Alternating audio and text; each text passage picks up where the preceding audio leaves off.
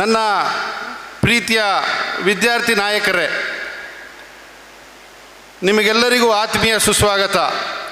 ಇಂದು ನಾವು ಕೇವಲ ಕೆಲವು ವಿದ್ಯಾರ್ಥಿಗಳಿಗೆ ಬ್ಯಾಡ್ಜ್ಗಳನ್ನು ನೀಡಲು ಅಥವಾ ಹುದ್ದೆಗಳನ್ನು ಹಂಚಲು ಇಲ್ಲಿ ಸೇರಿಲ್ಲ. ಬದಲಾಗಿ ನಮ್ಮ ಶಾಲೆಯ ಶಿಸ್ತು, ಜವಾಬ್ದಾರಿ ಮತ್ತು ಸೇವಾ ಮನೋಭಾವವನ್ನು, ಪವಿತ್ರ ಪರಂಪರೆಯನ್ನು ನಮ್ಮ ಹೊಸ ನಾಯಕರಿಗೆ ಹಸ್ತಾಂತರಿಸಲು ನಾವೆಲ್ಲರೂ ಇಲ್ಲಿ ಸೇರಿದ್ದೇವೆ. ನಿಮ್ಮ ಶರ್ಟ್ನ ಮೇಲಿರುವ ಬ್ಯಾಡ್ಜಿನಿಂದ ನಿಮಗೆ ಅಧಿಕಾರ ಬರೋದಿಲ್ಲ, ಅದು ನಿಮ್ಮ ಹೃದಯದಲ್ಲಿರುವ ಜವಾಬ್ದಾರಿಯಿಂದ ಬರುತ್ತದೆ. ಪ್ರೀತಿಯ ವಿದ್ಯಾರ್ಥಿ ನಾಯಕರೇ, ನಾಯಕತ್ವ ಎಂದರೆ ಎಲ್ಲರ ಮುಂದೆ ನಿಲ್ಲುವುದಲ್ಲ, ಎಲ್ಲರನ್ನು ಜೊತೆಯಾಗಿ ಕರೆದುಕೊಂಡು ಹೋಗುವುದು, ತಾಳ್ಮೆಯಿಂದ ಆಲಿಸುವುದು, ಸರಿ ಮತ್ತು ನ್ಯಾಯದ ಪರವಾಗಿ ದೃಢವಾಗಿ ನಿಲ್ಲುವುದು ಮತ್ತು ಪ್ರೀತಿಯಿಂದ ಪ್ರತಿಯೊಬ್ಬರಿಗೂ ನೆರವಾಗುವುದು ನಿಜವಾದ ನಾಯಕನ ಲಕ್ಷಣವಾಗಿದೆ. ನಿಮ್ಮಲ್ಲಿರುವ ನಾಯಕತ್ವದ ಗುಣಗಳನ್ನು ಗುರುತಿಸಿ ಶಿಕ್ಷಕರು ಮತ್ತು ಸಹಪಾಠಿಗಳು ನಿಮ್ಮನ್ನು ಈ ಒಂದು ಸ್ಥಾನಕ್ಕೆ ಆಯ್ಕೆ ಮಾಡಿದ್ದಾರೆ. ಇಂದು ನಿಮ್ಮಲ್ಲಿರುವ ಈ ಜವಾಬ್ದಾರಿಯ ಕಿಡಿಯನ್ನು ಶಾಲೆಗೆ ಬೆಳಕಿಸುವ ಸಮಯವಾಗಿದೆ.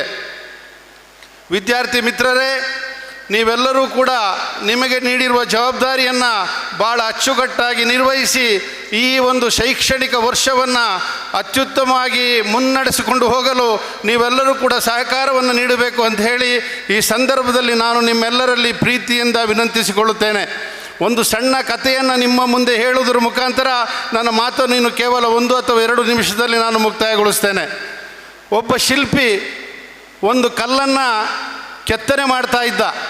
ಕೆತ್ತನೆ ಮಾಡೋ ಸಂದರ್ಭದಲ್ಲಿ ಒಂದು ವಿದ್ಯಾರ್ಥಿ, ಒಂದು ಮಗು ಅದನ್ನು ನೋಡ್ತಾ ಇತ್ತು. ಆ ಕಲ್ಲನ್ನು ನೋಡಿ ಕೆಲವು ದಿವಸಗಳ ನಂತರ ಆ ಕಲ್ಲು ಒಂದು ಸಿಂಹವಾಗಿ ಮಾರ್ಪಡಿತು.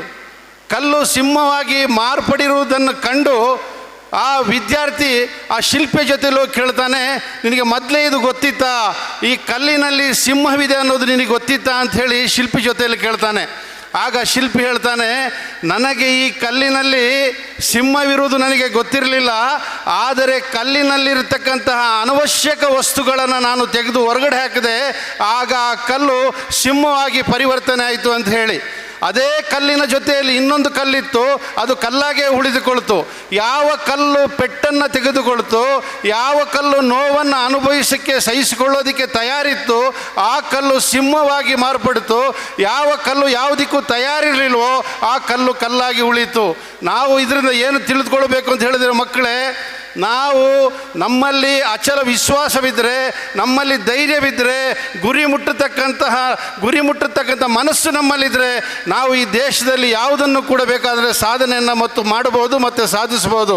ಆದ್ದರಿಂದ ಎಲ್ಲ ವಿದ್ಯಾರ್ಥಿಗಳು ಮುಂದಿನ ದೊಡ್ಡ ದೊಡ್ಡ ಗುರಿಗಳನ್ನು ನೀವೆಲ್ಲರೂ ಕೂಡ ಹೊಂದಿರಬೇಕು. ನೀವೆಲ್ಲರೂ ಕೂಡ ಈ ದೇಶದ ಭವ್ಯ ಭಾರತದ ಪ್ರಜೆಗಳಾಗಿರೋದ್ರಿಂದ ಪ್ರಜಾಪ್ರಭುತ್ವದ ವಿಚಾರಗಳು ನಿಮಗೆ ತಿಳಿಬೇಕು ಅನ್ನೋ ಕಾರಣವನ್ನು ಇಟ್ಟುಕೊಂಡು ನಾವು ಇವತ್ತು ಇಂತಹ ಒಂದು ಕಾರ್ಯಕ್ರಮಗಳನ್ನು, ಅದ್ಧೂರಿ ಕಾರ್ಯಕ್ರಮಗಳನ್ನು, ಒಂದು ಅವಶ್ಯಕತೆ ಇರತಕ್ಕಂಥ ಒಂದು ಕಾರ್ಯಕ್ರಮಗಳನ್ನು, ಈ ವಿಚಾರಗಳು ನಿಮಗೆ ಗೊತ್ತಿರಲಿ ಅನ್ನೋ ಕಾರಣಕ್ಕೋಸ್ಕರ ಇಂತಹ ಕಾರ್ಯಕ್ರಮಗಳನ್ನು ನಾವು ಇಟ್ಕೊಂಡಿದ್ದೇವೆ. ಮುಂದಿನ ದಿನಗಳಲ್ಲಿ ಮುಂದೆ ಯಾರು ವಿದ್ಯಾರ್ಥಿಗಳು ಕೂತ್ಕೊಂಡಿದ್ದೀರೋ ನೀವು ಕೂಡ ವೇದಿಕೆಯಲ್ಲಿ ನೀವು ಕೂಡ ಬಂದು ನಾಯಕತ್ವದ ಗುಣಗಳನ್ನು ನೀವು ಕೂಡ ಮೈಗೂಡಿಸ್ಕೊಳ್ಬೇಕು ಅಂತ ಹೇಳಿ ಈ ಸಮಾರಂಭದಲ್ಲಿ ಉಪಸ್ಥಿತರುವ ಎಲ್ಲರಿಗೂ ವಂದಿಸಿ ನನ್ನ ಮಾತನ್ನು ನಾನು ಮುಗಿಸ್ತೇನೆ. ಜೈ ಹಿಂದ್, ಜೈ ಕರ್ನಾಟಕ.